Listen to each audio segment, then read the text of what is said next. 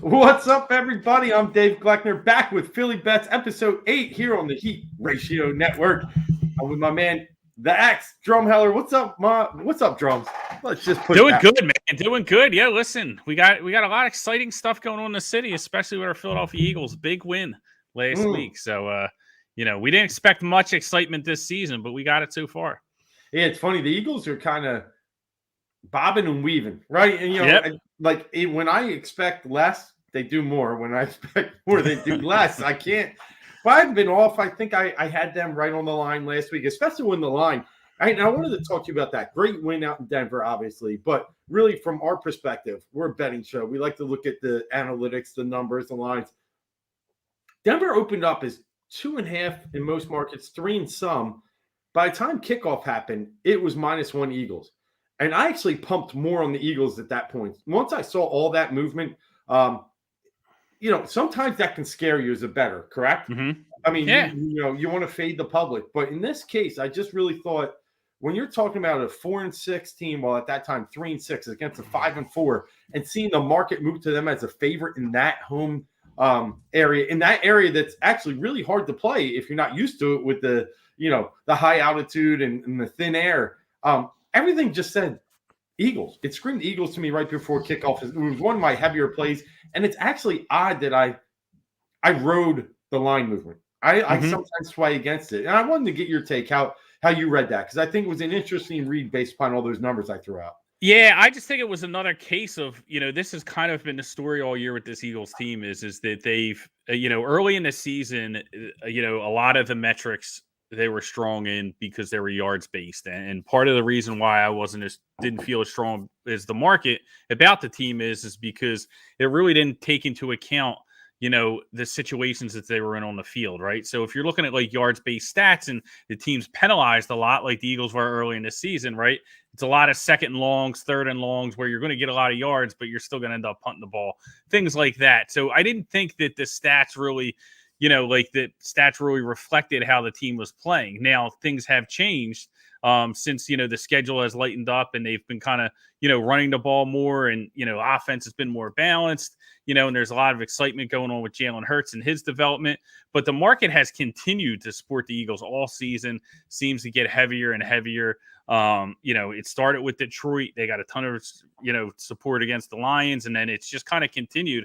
And I think that they're a team that the market just feels like is a lot better than what their record shows right now. I don't know if I 100% agree with that. I do think that they're improving as the season goes on, and the schedule is going to get a little bit lighter, so there's going to be some opportunity.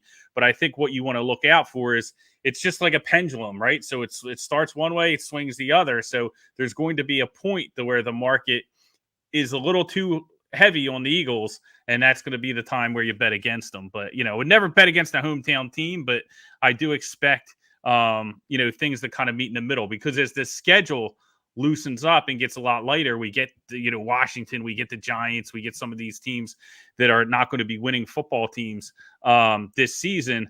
They could be favorites in those games, favorites by a couple points, to where they weren't, in the look ahead lines in the beginning of the season, they were not going to be favored in those games. Yeah, but I mean, just that big sway of a 4-point sway. Are you a typical? Do you believe in that? I like to be on the side of the market. Yeah, like especially in the NFL. More like college is a little different because it's, but the NFL, it's 20-year-old bettors. Like it's college kids. Yeah. Yeah, it's, you know what I mean? Like the market, the line moves based upon influential money, right? So it's really it's like the top people are pushing this line. When you see those stats about, hey, this much money's on this team, like that doesn't really tell you as much as the number actually moving, because the influential bettors move the number. So I get nervous when I'm not on the side of the market, like when I see the market going against me a little bit. So I was surprised that it moved as much as it did in Eagles direction, but I wasn't surprised that the Eagles took money. Yeah, that's a good point. And in this case, I really was I was toes in the water with the Eagles. I liked them at the 2.5, 3. I thought they'd play close and maybe lose a late one, because to this point, they've convinced me they can't win a close game. So if you were gonna handicap this one as a close game, I needed that 3. But when I saw it swing all the way that way, I started to believe. I think a lot of bettors started to see the maybe overhype of the Broncos after they beat the Cowboys that easily. And that was another thing. I played the Cowboys last weekend because you could get them at a down spiral. We knew the Falcons are junk. That was we got lucky with that line. So it's interesting how the market and I read something from you earlier this week, and I really liked it, that it's recent bias, right? It's better bias. It's what you saw. And before we get to the game this weekend, I just want to ask you this about the Thursday night football game. You got in a New England Patriots team that's the darlings lately, right? Pounded the Browns last week and have been, just obliterating teams lately. And then you got a Falcons team that just got beat by 40. And it's only 7.5. It almost feels like it was the Rams-Niners the other night too, right? I had to take the Niners because I didn't have a good reason. Right. I almost have to take the Falcons tomorrow, I feel, because you can't tell me anyhow that 7 points New England can't beat them by. It's interesting, right? Yeah, I mean, listen, I think there's an argument to take New England at 6. Like, I think that, like, if you got it at 6 early in the week, I think, okay, like, that makes sense. But once it gets over 6, it gets to 6.5, and especially at 7. And if this thing gets to 7.5, I think the Falcons are the bet there. Yeah. Because New England is, I mean, just listen, like, just, turn on ESPN, put on Twitter, whatever. They're pretty much giving Mac Jones the MVP and in the Patriots the Super Bowl already. Like, they've talked about all these articles coming out. And listen, I was always very bullish on Bill Belichick and the Patriots this year. I thought that they were going to be a playoff team. Yep. I believed in what they were doing, like, and how they were building this thing from the ground up. But even like, with that, like, I'm kind of like pump the brakes on Mac Jones and pump the brakes on Bill Belichick. Like, this is a couple game stretch. Let's see how it plays out. A month ago, they almost lost to the Texans, right? So, we have to kind of take things as they come. Do they look good? Are things developing, coming on? Yes. Same thing with Philadelphia, right? Jalen Hurts looks like he's developing, looks like he's progressing. Success never linear in the NFL. You're always going to have your peaks and valleys. So, you have to kind of buckle in and just evaluate things as we go. Don't get too high when things are going well. Don't get too low when they're going bad. And see the right spots. Just ask Tom Brady. Last week, they came and got him. So now we talked about the recency bias of the Philadelphia Eagles, and this weekend the New Orleans Saints, who now have lost 2 straight, losing to Atlanta after coming off the Tampa Bay win and losing down to Tennessee, putting up a fight near the end, but just not enough. And then you got the Eagles, obviously riding high, winning 2 out of the last 3, leading the NFL and rushing the last 3 weeks. They really have started to turn over that leaf and and once Miles Sanders was out, I don't know why, but they've decided Jordan Howard, and he looks fantastic, by the way. I mean, maybe having 6 weeks off is what Jordan Howard needs every year, but he's that bowling ball they need. He's that battering ram, and they got a nice change of pace right back there with Boston Scott. If they continue to run the ball like they do, they're going to be in this game. And the problem I see, though, is you're going against the number 1 rush defense in the league. And when you go against that, how much patience does Sirianni have here to continue to stick with the run? Because let's be honest, Trevor Siemian isn't going to kill you. The games the Eagles have won this year have been against Matt Ryan, who is decrepit, terrible, right? Right. The dude in Carolina, who's just terrible too. Sam Darnold, now Goff and Teddy, right? Yep. They can't beat the good ones, but here's another bad one for you. So you're not going to get beat by Trevor Siemian, but can you generate enough points? Can you be patient enough? Can you stick with your game plan? Because when you go against Brady and Mahomes, you kind of lose your patience. I get it. I got that. I don't think they should lose their patience this week, but can we trust Sirianni to be that way? Yeah, I mean, the market thinks so. I'll tell you that. Like, the market back on the Eagles in this one, I'm not as sure. Like, I think that this is just a tough situational matchup for them.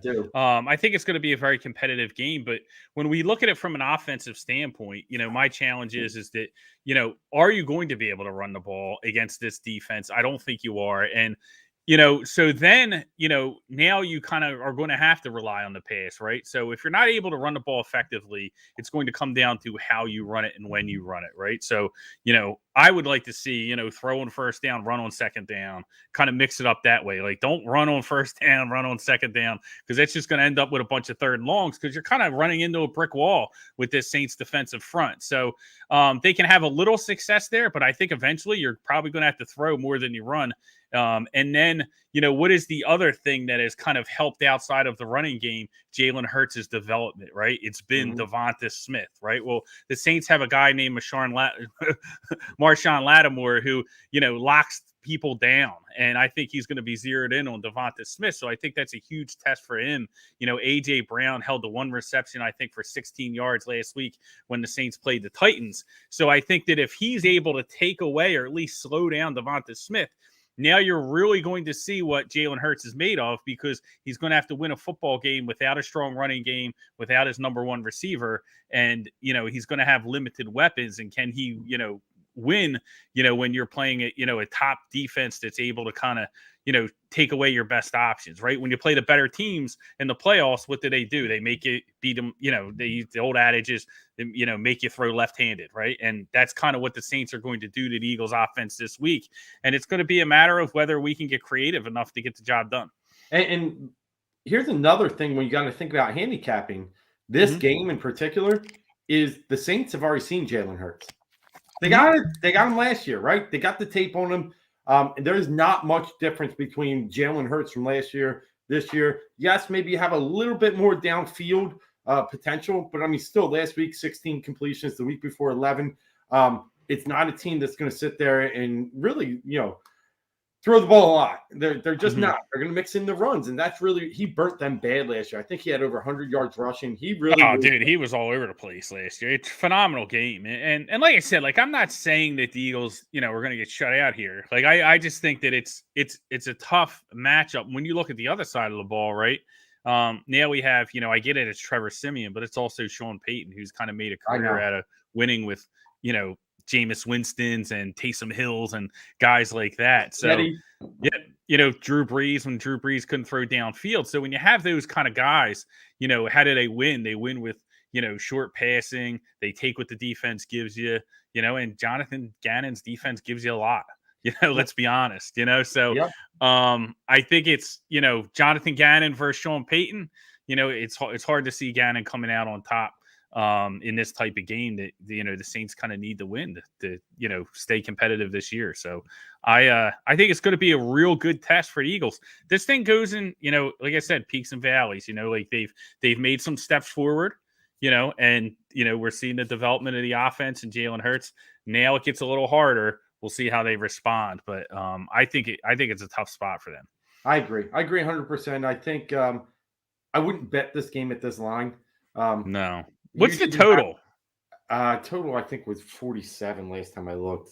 It could even be lower than that. If it's because lower, of the Siemian pretend. Yeah. I might even lean to the over. 43. Sorry, 43. Yeah. I read it wrong. Oh yeah, I would go over 43. Yeah, I would. Yeah, I might do that. I think Kamara is going to find a way to play. That's the ultimate matchup in this game. Eagles rush defense versus Saints rush offense. Yeah. So I think they find a way. I'm just nervous. The stuff that you talked about with the gap between Gannon and Payton, obviously, but Payton and Sirianni. And I just think this is styles make matchups, right? And I think that what we do best, the Saints do best. And then when you go on the other side of the ball, we're not very good defensively. We can get away with a few cute things here and there. Slay's, fumble recovery was great. Got it. Got a little lucky there. Blocked field goal. You can't count on those things every week. And we haven't won a home game yet. I'm scared. Yeah, I know. Well, I think the good news is the Niners hadn't won their last 8 home games or whatever, right? And they got the job done. Yeah. So, those streaks are made to be broken at some point. But I agree with you as far as the analysis. Like, this one's too close for me to recommend wagering on Eagles. I think that it's, I think the over is probably the best play because I do think the Saints offense is going to be able to have a little bit of success even with Simeon, whether Kamara plays or not. And then I think the Eagles offense is going to have to throw much more than they have in the past couple weeks because of the Saints rush defense. So that's probably going to lead to either more scoring, or more turnovers, which is going to lead for more, short fields for the other team. But I think it's going to be a great game. It's probably going to come down to the wire, but I just think the over is probably the best play on the board. Yeah, and if there's a point I will take in this game right now, I'd actually take the Saints in the first quarter +1. The Eagles are a very bad first quarter team. When we saw them get out to the lead last week, that's great. But I'll go back to the trends. They don't score much until late in the game when it's important. Or not important, we could argue. Yeah. But I would take you're getting +1 with the Saints. You could see that coming out 3-3, 0-0, something pretty low, and you're getting the additional point. So my one lean in this game right now, Saints +1 first quarter. But other than that, I'm just going to sit back and enjoy it. I'm going to go down to the game, have a few beers with boys, and see what happens, man. That's all we can do, right? Yeah, it's exciting. I mean, listen, coming into this season, we were thinking 6-7 wins, right? Maybe, I squeezed up to 8. Yeah, maybe we get, some momentum and we can kind of push for a playoff spot, get to 8-9, see what happens. We knew the second half of the season was going to be weak, so we'd be able to take a run. Dallas a lot better than we expected, but outside of that, you get the Giants, Jets, football team. We'll take them all. We'll be competitive in all those games. So that's what you want. You want something to play for when it starts getting cold out, and the Eagles have that. So there's no reason to be disappointed at this point of where they're at, but it's going to be showtime on Sunday, and we're going to find out what they're made of. Yeah, absolutely. All right, we got a couple other teams in town. Let's just hit them real fast. Sixers, man, this COVID bug has really derailed what was a great start to the season. 5 losses in a row. Last night, embarrassing in Utah. You can't just live on that lineup forever. Tobias was back, but that was just a tough place to play. They could use some Ben Simmons right now, but he just didn't want to travel. I think, they're on a 16 road trip. This is getting a little dicey here. I think for me, the Sixers are just sit back and watch. I can't play any of their games right now. So I have a question for you about the Sixers real quick. And this is just kind of like an overall one, right? Now I know that, they've been, they had decimated people out. This is not the team, right? Decimated, right? But how do you value like these early wins against the Bulls and whatnot, right? Because I think there's 2 ways of looking at it. You can be like, hey, the Bulls are having a good first 10 games or whatever, right? And, we beat them. But when you look at like their performance this year, like I think they're 2-7 against teams that made the playoffs last year.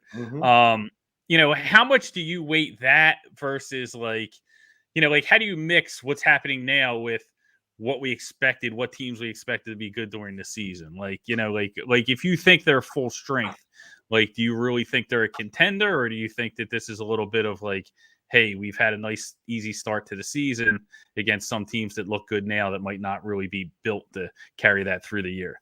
Yeah, I'll be honest. I think the Bulls are legit. I really do. I think Billy Donovan, I think that coaching change and free agents they brought in. Do I think they stay top 3, 4? No, but I think they're legit in the 5-6 range, and they're a tough team. Those wins, I think, were very good. So Sixers full strength, and I never sway on the fence, but I will caveat this. I think they're good. They're a 4 seed. Something, can really compete in the East, but maybe not win it. Maybe get a home playoff series. Yeah, but a Ben Simmons trade that gets you one additional piece could vault them to the 3-2 area, because we've already seen Milwaukee is riding that championship high. They're really struggling. And then you got, Brooklyn. I mean, they're hanging in there, but you don't know. Washington is leading the East right now, 10-3. That's a team that you would tell me, they're going to fall down. Right. I took the Washington over. I'd like them to probably fall in the 8 seed area, right? Again, like they did last year against us. But I think the Sixers are good. I do. I think I like the additions of George Niang. I do think Tyrese Maxey is growing. Cork Mox is actually that Swiss Army knife that you kind of need when you need someone to pick you up from the shooting perspective. My fear is they're old and they're injury prone. Like Danny Green, I don't know how long he can go. Obviously, our concerns about Embiid, Drummond. The pieces could fall apart pretty quick with this team, and you're already seeing it with the COVID stuff. Yeah, yeah. I mean, the COVID stuff obviously you can't predict, but the that it's I don't know. I mean, if the whole thing kind of rests on Embiid, right? So It he's does. got to be able to play when it counts at the end of the season. But if he can't play during the season, you're going to be in the road in those games playing pretty good teams in the first round. So, Yeah, it's not good. yeah, they got to You know figure it what? out. This COVID break might actually be a good thing for him. It's not a good thing for the team, but he was looking like he was like 50 years old. Yeah, dude. But Yeah. I don't know anyone that made COVID more. What is it? Had better conditioning. Yeah. When conditioning's your issue, you probably don't want COVID. No. So let me ask you this while we got about 1 minute left here. Yep. Same script that you just asked me. The Flyers, big win last night, overtime 2-1. You know what impressed me the most is Carter Hart looked like a wall. Yep. He looked like that guy Yeah. from 2 years ago. And, great goal by Hayes. And you just, that emotion, I think, really poured over. That was a good emotional win for the Flyers. But so far, what we've seen is they're right in the middle of that pack, but they're 8-4. They're looking solid. Is that a team that, are we seeing the right Flyers right now? Is this the team that can actually compete? Compete, yeah. I mean, I think if the goalie's right, it's just kind of like centers on Embiid. It all centers on Hart, right? If the goalie's right, they're going to compete. I think I like the things they did in off season with the defense. I think they'll be able to get enough scoring. I think it's really just going to come down to keeping the goalie's head on straight and making sure that when it comes time for the playoffs, they're healthy and they can kind of make a run. Like in the NHL, how it is. Like, you don't have to be the 1 seed. Like, you can be right there in the middle of the pack, and as long as you're healthy at the right time and goalie gets hot, you can make a move. So yeah, I'm excited about what they did. Like, seeing Carter Hart play like that last night, they were pelting him. I think Johnny G and what's the other guy had like 16 shots in the first 30 minutes. Yep, those two combined on him, and he was just paddling everything away. It was great, and I was like, okay. Hopefully it's a fun year, man. Yeah, if he's rolling, man, it should be a lot of fun because when the Flyers are winning, it makes a big impact in the city, I feel like. Yeah, and then obviously the trade with Voracek and get him out of there. Yeah, Atkinson has just been the sniper instead of the passer that we needed. So it's been really nice, really nice. All right, we're gonna wrap this up, get on out of here. Until next week. Look, my college football fans, I will give you this. There's one Friday night game I got my eye on. And I'm going to tell you it's the Air Force Falcons +2 at Nevada. I'm a huge Nevada guy. Love the Wolfpack. Love them all year. But I think Air Force is in the right spot in this game. You're getting 2 out there. I think they dominate the time of possession, the ball control. They make Carson Strong make 1 or 2 little mistakes. And I think it's enough. I think Air Force is really nice in this matchup. They had a good win last week at Colorado State. I think you're getting good value at the +2. So good luck Friday night. That's my pick. And we'll be back Saturday morning, right? You got it. Betting for breakfast. Take the Air Force money line, you cowards. Yeah, there you go. Big weekend this weekend. And be like Nick Sirianni. That's why we have the background. We're going to grow. Okay. We're a bunch of flowers. Grow together. There's roots under here. We're out in the flower patch. Let's get a win this week. Let's talk happy next week, right before Thanksgiving. Until then, I'm Dave Gluckner. That's Mark Drumheller. We'll be back next week. Later.